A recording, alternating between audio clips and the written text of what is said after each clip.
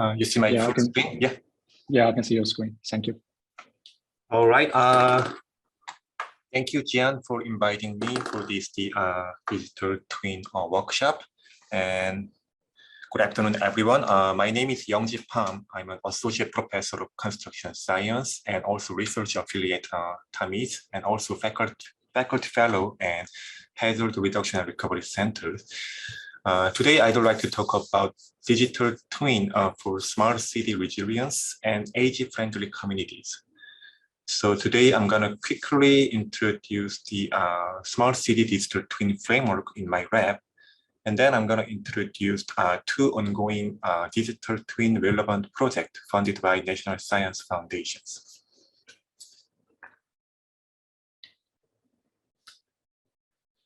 So a digital twin can be defined as the pairing of virtual and physical world that allows analysis of data and monitoring of systems to handle problems and even plan for the future using simulations. So this video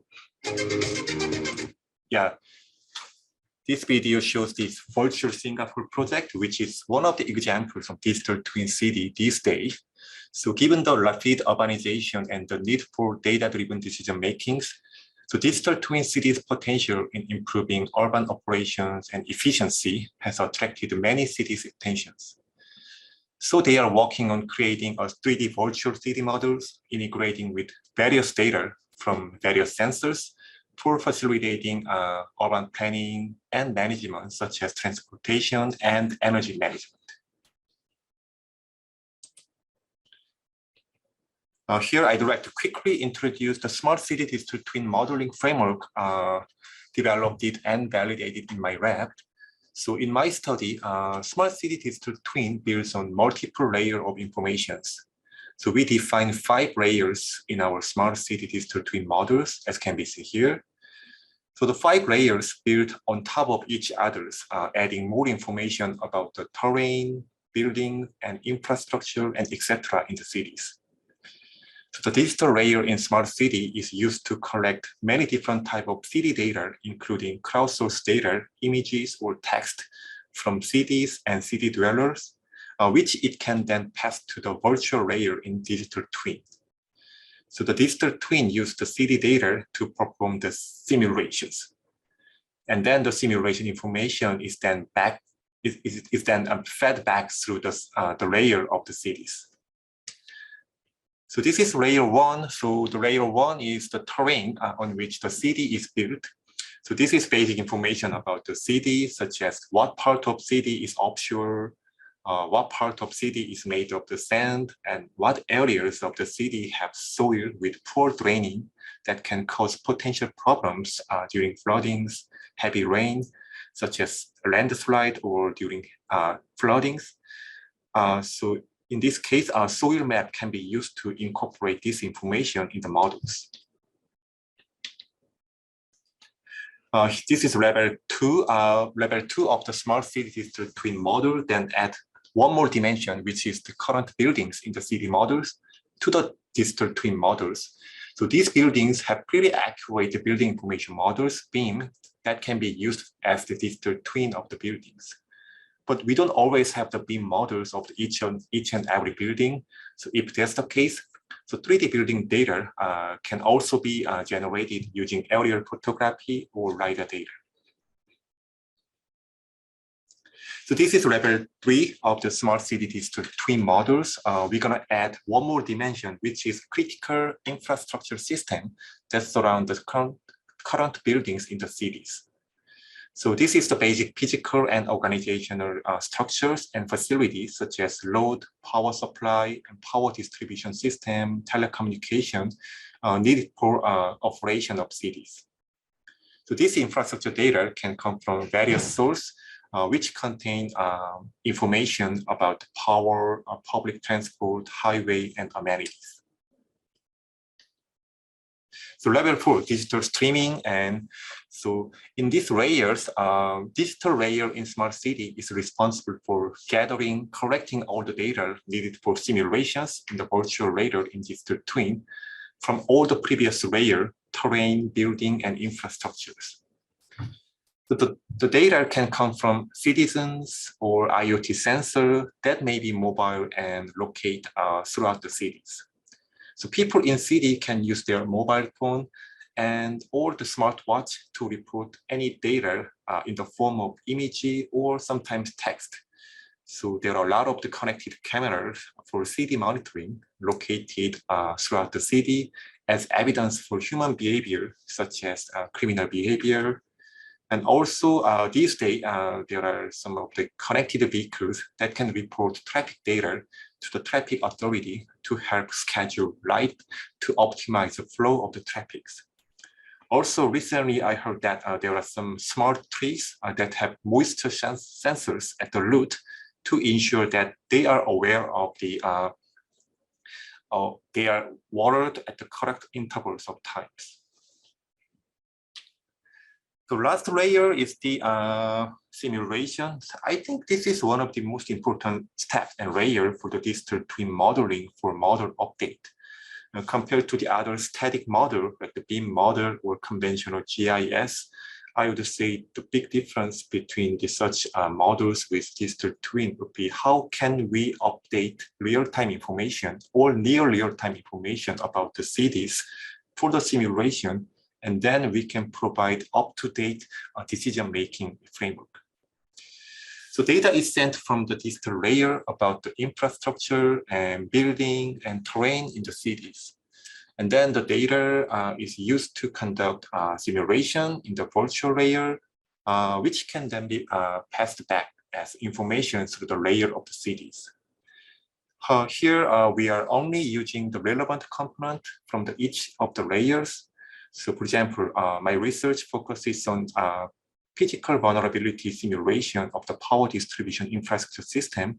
So in this case, we do not need to see the terrain information, city buildings, and urban traffic mobility models.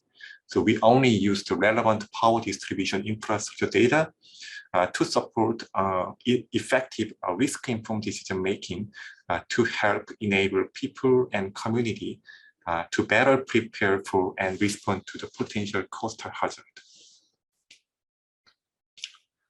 In this context, let me introduce my first project funded by National Science Foundation. These images is our ongoing work for digital twin modeling of Houston downtown in the context of disaster resilience of the power distribution infrastructure systems. Due to the urbanization over the past centuries, it is anticipated that up to 70% of world population will live in city by 2050s. So especially when it comes to extreme weather-related natural hazard, people will become more vulnerable because the urban environment have a high concentration of assets and population, which might result in critical economic loss and social disruptions. Especially, I'm very interested in local vulnerability in cities. So I would say a local vulnerability potentially lead to primary or secondary hazard in extreme weather event, which may result in economic, environmental, and social damage to community, and especially neighboring interdependent critical infrastructure systems. So for example, I'm very interested in power distribution infrastructure, which is utility pole during extreme weather event, especially extreme wind event. Hurricane Harvey destroyed over 5,000 wooden utility poles in Houston area and left over 250,000 people powerless for numerous days in August 2017, causing a record-setting $125 billion in damages. So I think there is need for effective risk-informed decision-making to reduce such damages if possible. So I think a readily available source of such infrastructure data would likely allow better identification and understanding of current status of the local vulnerability, which would help predict future behavior during the simulations on which such vulnerability would have negative impact during forecasted extreme weather events. Many current digital twin city models rely on IoT sensor distributed in city. Despite the many benefits of using real-time data collected from such pre-installed IoT sensor for monitoring, for example, energy use, air pollution, or the water quality, noise pollution, and traffic in city. In the context of disaster preparedness and mitigation, I think that the sensor-based reality information may not be sufficient to monitor the extent to which urban environments are vulnerable to potential natural disasters for both disaster preparedness and hazard mitigations. So even though the live data obtained from the city monitoring sensor allows the major city to monitor associated real-time information, such as the current condition of the major transportation-related infrastructure, it may not be feasible to know the high-resolution contextualized spatial-temporal data about local vulnerability widely distributed in cities that are likely to be affected by extreme weather events.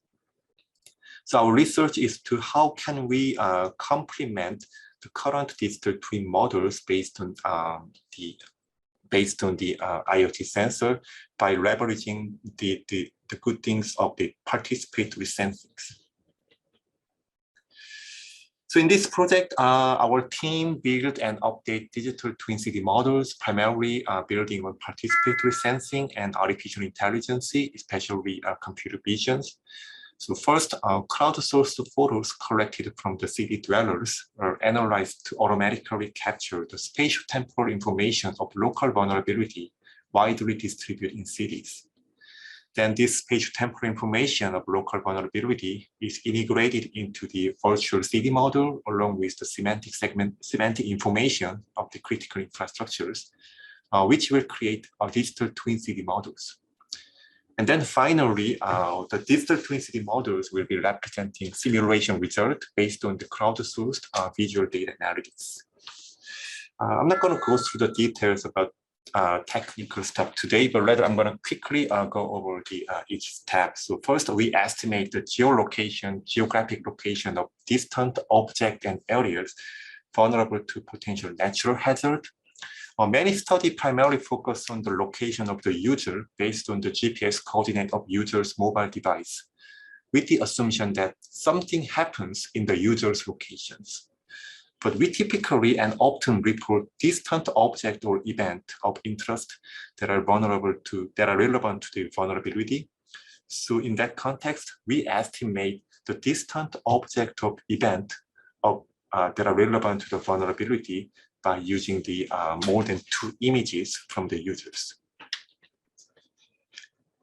And then we estimate geometric property of distant object critical to infrastructure systems. So as a proof of concept, we focused on power distribution infrastructure, such as utility poles and their structural vulnerability in extreme high wind event. So we focused on leaning utility poles. So we use the aerial images from the UAV or the images from the city dwellers through the participatory sensing, or we also use the Google Street View image, although the image has been updated about 1 or 2 years ago. And then we streaming the crowdsourced photo-based reality information of the local vulnerability into the virtual city model of digital twin modeling. So we built on several servers. So I would say once the people capture images, all the processing of the images will be done in the server side.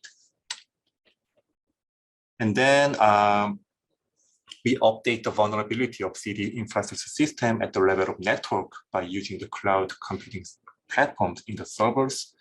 Basically, we analyze the failure probability of individual pool, but I would say it would be insufficient to assess the vulnerability of infrastructure systems. And there is need for considering the network level failure to identify the cascading failure in infrastructure systems. So we assess network level failure of power distribution infrastructure systems in the simulations. So case study has been done and also still ongoing to scale up. So the first case study is about, as I explained, power distribution infrastructure network, and ongoing case study about storm waters drainage infrastructure network. And then we created and then keep updating digital twin model based on such informations. So for example, we use the our app to collect images from participant. Let me quickly show you quick videos. This is a case study in Houston. I'm not going to show you the entire video, today's presentation. So we developed the app, and then people use that app to report any distant object or event that are relevant to the vulnerability. For example, here, the leaning utility pole. And then all the information and data, all the data will be fed into the server, and all the computing process has been done in the server side. Then this is the digital twin model reflecting the current information of the structural vulnerability of utility pole. So here we can see the outcomes. Then also in the context of Google Street View, we can localize the object of interest for disaster analysis. Here, yellow line is the power distribution infrastructure network. And then you can see some of the power pole. So I would say once the people reporting some structural vulnerability, and then that information will be fed into the corresponding pole in the virtual replicas. And then based on the updated information, the simulation can be done to analyze any risk, potential risk in the extreme wind related event.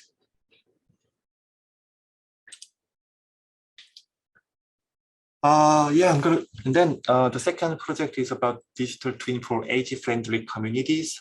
This is a pretty exciting project, working with the National Science Foundation, also City of Houston, and Baker Ripley. We recently initiated this project, so our team is pretty interdisciplinary, including urban planning and computer science and civil engineering and etc. and public health. These are the project summary. So this project examines how the built environment affects all the adults in terms of their ability to be more physically active. So in the right side, you can see some of the images and then physiological data collected from pedestrians walking along that street. So we are very interested in some of the environmental stimuli that make some stress in terms of mobility, especially for older adults. So we use the wearable sensing data to detect physiological distress, and the project will identify where and why and to what extent older adults experience distress in their daily routines.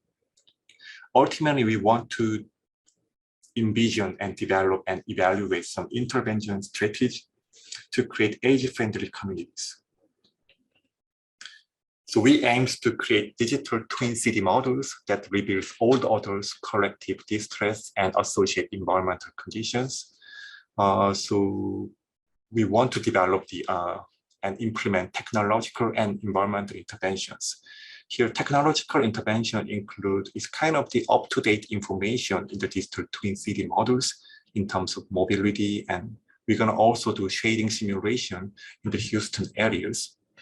And when it comes to the environmental intervention, in collaboration with urban planning expert, we're going to promote age-friendly pubs, privately owned public space, or we envision redesigning, retrofitting neighborhood infrastructure and facilities. So this is project location in ongoing projects. So we partner with the complete community programs of City of Houston Planning and Development Department, and work with Magnolia Park and Manchester, one of the complete community phase 2 communities.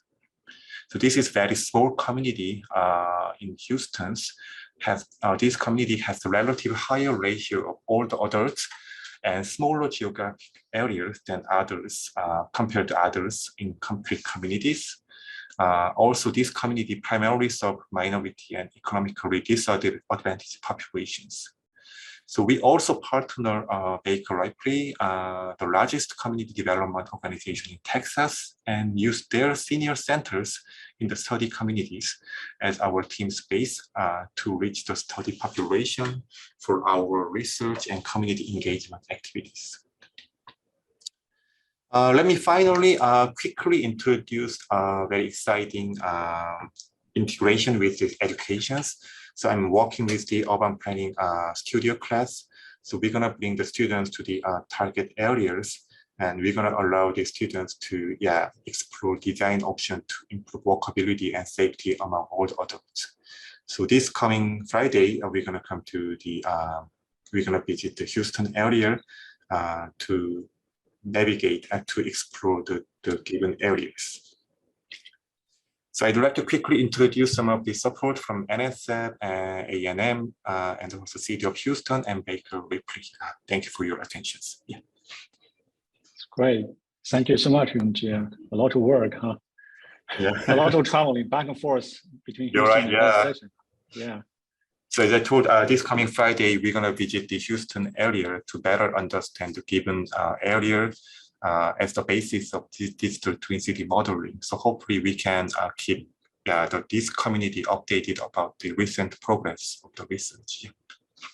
That's great. Thank you so much.